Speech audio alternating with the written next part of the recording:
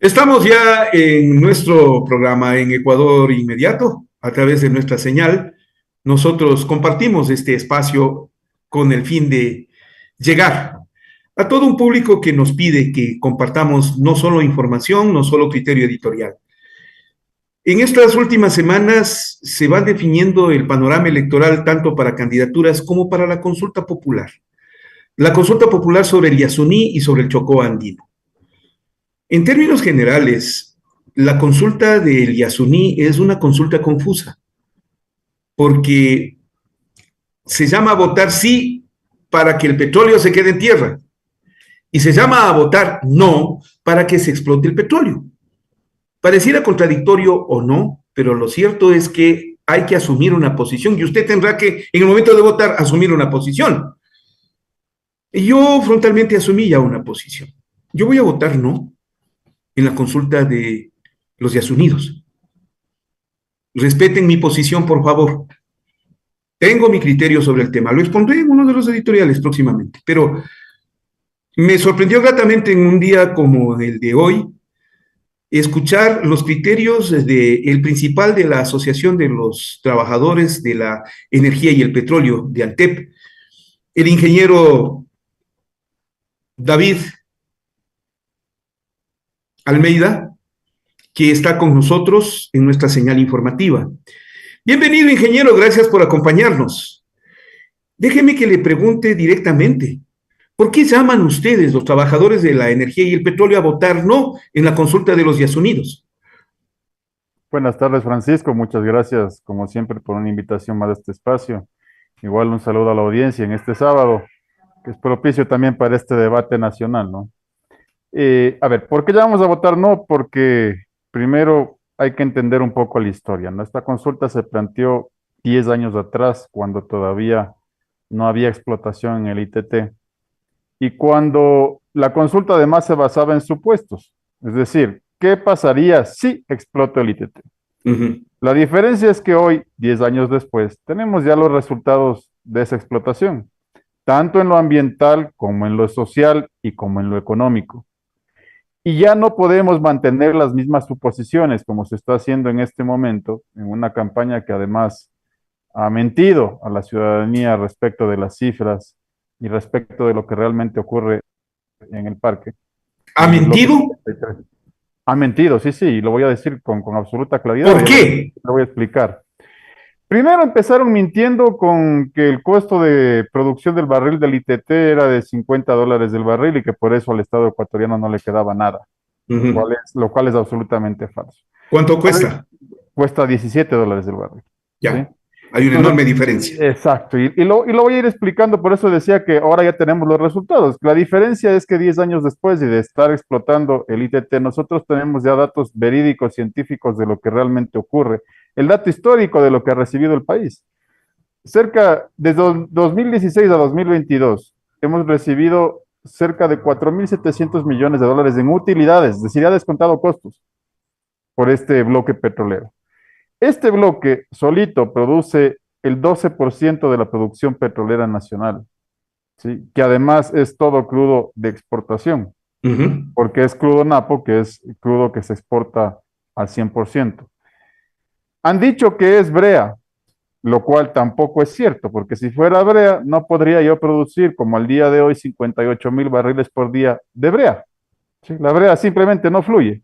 Entonces, sería imposible que produzca 58.000 barriles por día de brea. Y se ha dicho además que hemos devastado el parque, lo cual tampoco es cierto, porque el área de intervención es de apenas 80 hectáreas en un parque que tiene un área total de 1 millón de hectáreas. Y para que se entienda la diferencia de esta dimensión, nosotros hemos puesto una comparación simple porque se acerca bastante a las dimensiones. El tamaño del parque es cerca del tamaño de la provincia de Pichincha completa, mientras el área intervenida es cerca del tamaño del Parque La Carolina. Esa es la relación del área de intervención que se tiene respecto. ¿Tan grande es la diferencia, David? Así es efectivamente. Y lo otro además, porque nos han dicho, este bloque está en el corazón del parque, lo cual también es mentira. El bloque está en la parte nororiental, es decir, en la esquina superior derecha del parque, y la operación está fuera de la zona de amortiguamiento y fuera de la zona intangible, obviamente, porque ahí no se puede intervenir por ley. Solo la zona intangible de amortiguamiento tienen 800.000 hectáreas que no se pueden topar. Y este bloque está por fuera de esas zonas y se ha intervenido apenas 80 hectáreas fuera de esas zonas. Se nos ha dicho también que el bloque es hogar de pueblos no contactados, Ujú. lo cual también es mentira porque el Ah, otra bloque más. es otra más, porque el bloque en realidad, este bloque, es hogar de dos pueblos, de dos nacionalidades, mejor dicho, perfectamente contactadas, que son la nacionalidad quichua con su comunidad Bocatiputini y la nacionalidad guaraní con su comunidad cahuimeno, asentados hace años en el territorio, que tenían cultivos cuando nosotros llegamos a la zona, que tienen gas parroquial y que de hecho han estado desatendidos a lo largo de la historia que han permanecido en la zona y que recién hoy, por ejemplo, reciben agua potable una vez que ingresa la operación petrolera y el alcalde del cantón Aguarico, que es el cantón al que pertenece el bloque 43, decía el otro día que gracias a la explotación petrolera ahora cuentan con 16 plantas de potabilización de agua. ¿Sí? Lo cual antes no existía. A ver, David, en el bloque se produce una cantidad de petróleo, más de 50.000 barriles diarios, Así es, ¿correcto? así es. ¿Cuánto significa eso para el país? Y según Yas Unidos, solamente serían más de 150 millones de dólares los que percibiría el Ecuador por la explotación del campo en Yasuní. ¿Cuánto en verdad produce para el Ecuador en petróleo del Yasuní en términos económicos, monetarios? David Sí. Almeida. Correcto, eso es justamente otra de las mentiras. ¿De dónde sacan? Primero voy a explicar de dónde sacan la cifra de los 147 millones. A Petroecuador la Corte Constitucional le pide una proyección y le dice, proyecte usted a 30 años qué es lo que va a pasar con el bloque, una vez que se ha mantenido ya la operación ahí y Petroecuador hace una proyección matemática con ciertos supuestos, como cualquier proyección, porque uno no puede analizar una proyección si no analiza al lado cuáles eran los supuestos de la proyección. ¿Cuáles eran los supuestos? Los supuestos eran que una vez que culminen los contratos que se mantienen de servicios, no se haga un dólar más de inversión en el campo, es decir, a partir del 2026. Y aún así, sin invertir en el campo desde 2026, es decir, dejándolo morir, como que quien dice que produzca solito, hasta el año 2055, ahí es de donde sale la cifra de 147 millones de dólares al año. ¿Sí? Ya. ¿Cuál es la cifra real? La cifra real es la histórica.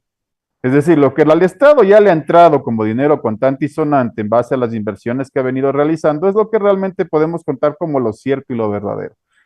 El año pasado, las utilidades de este bloque fueron de cerca de 1.211 millones de dólares. Utilidades, descontado costos, porque los ingresos fueron 1.534 millones de dólares. ¿Sí? Es decir, los costos fueron alrededor de 300 millones y ya la utilidad que le queda al Estado fue 1.211 millones.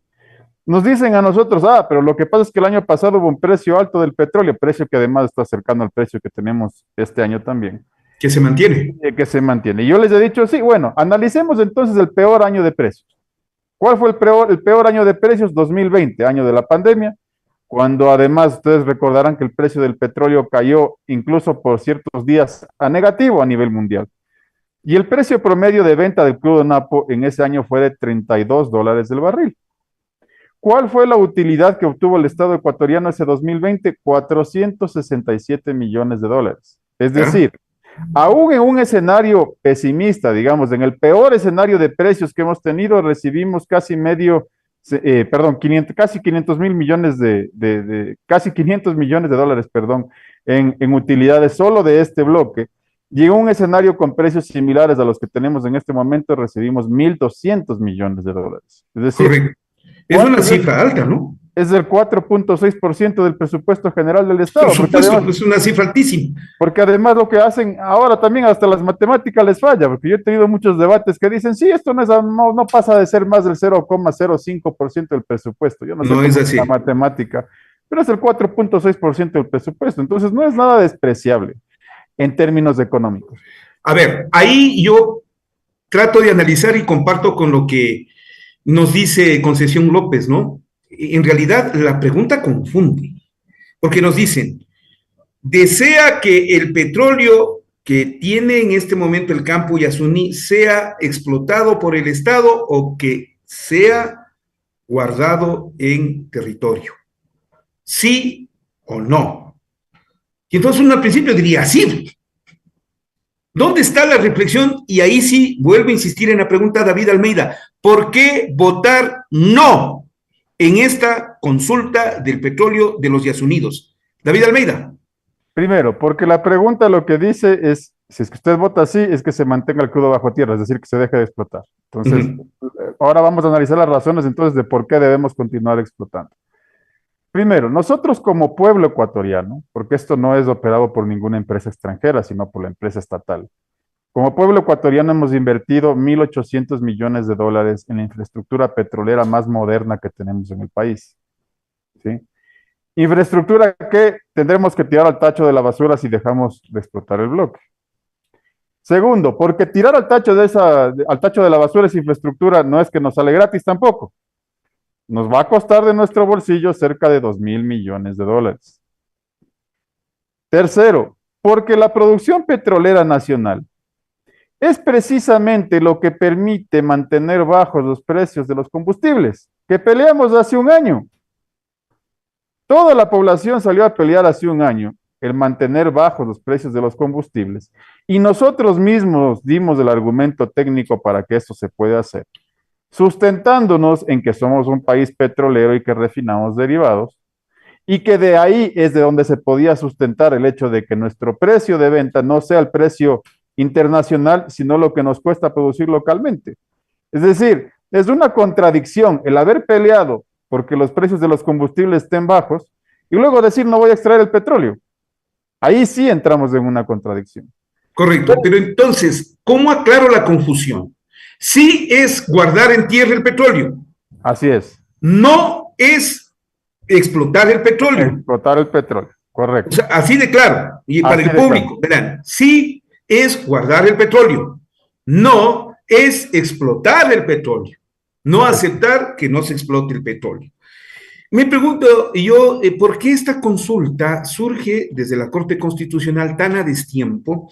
Y lo otro, estamos con otra consulta, ¿no? La del Chocó Andino. Exactamente. Pero esa solamente es para Quito. Quito y su alrededor. Mientras que el Yasuní le convierten en una consulta nacional. Pregunto yo, ¿no será tal vez que debió haberse consultado tal vez solo en la zona del Yasuní? ¿Por qué le convirtieron en nacional al tema? David Almeida. Y justamente esa es la cosa que nosotros nos cuestionamos también, ¿no? Porque son dos consultas similares, no se puede decir que son cosas diferentes, son cosas similares, pero la una se pregunta solamente al territorio local afectado, mientras la otra se pregunta a nivel nacional. Y yo ahí vuelvo a hacer otra pregunta, de pronto la audiencia podrá responderse esto solo. ¿Será porque acaso en el territorio donde está sentado el bloque 43, la comunidad está en contra de la consulta? ¿La comunidad está en contra de la consulta? En contra de la consulta. ¿Por qué? O sea, me refiero a la comunidad guaraní. Exacto, los guaraní. Me refiero a la comunidad quichua de la zona de Tipudí. Así es. A ver, ¿cómo que está en contra? ¿Cómo me puede decir eso? Están en contra porque ellos se han visto beneficiados de la operación petrolera. Como decía hace un momento, pueblos que han sido abandonados durante años, hoy recién reciben agua potable una vez que ingresa la operación petrolera. Y además han visto dinamizada su economía, porque de los 1.000 trabajadores que estamos en ese bloque, 800 son de la comunidad. ¿Ya?